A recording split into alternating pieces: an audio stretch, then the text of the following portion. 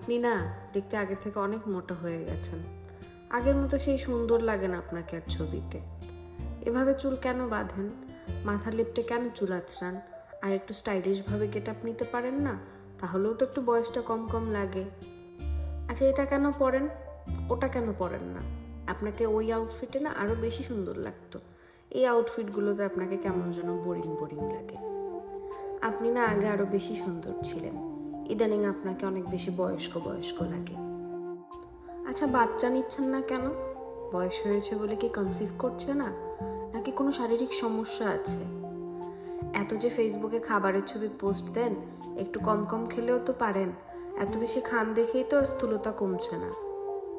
ইস, আপনাকে আগে কি যে সুন্দর লাগতো, কি যে গ্ল্যামারাস ছিল আপনার চেহারা। ইদানিং আপনার এই ফোলা ফোলা গালে সেই গ্ল্যামারাসের ভাবটাই চলে গেছে। আর একটু লম্বা যদি হতেন, আপনাকে পুরো নায়িকার মতো লাগতো। এত লম্বা কেন আপনি? আর একটু খাটো হলে একদম লক্ষ্মীমন্ত লাগতো।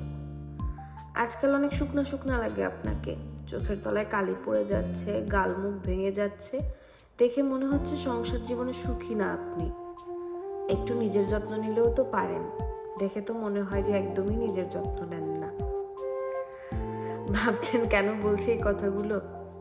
আমরা প্রায়শই সোশ্যাল মিডিয়াতে দেখি মানুষ কমেন্ট সেকশনে নানানভাবে ইনিয়ে বিনিয়ে প্রশংসা করার নামে, কেয়ারনেসের নামে এরকম নানা অযাচিত মন্তব্য ছুড়ে দেয়, যেগুলো কিনা আমরা হয়তো বা আশাও করি না এদের থেকে। আমার কেন জানি মনে হয় এদের ধারণা আমাদের কারো বাসায় আয়না নেই।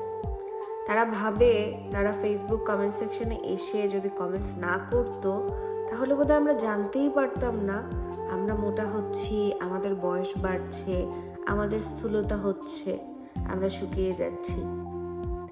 এইসব মানুষদেরকে শুধু একটা কথাই বলতে ইচ্ছা করে, আপনারা না বললেও আমরা জানতে পারি আমাদের ঘরেও আয়না আছে।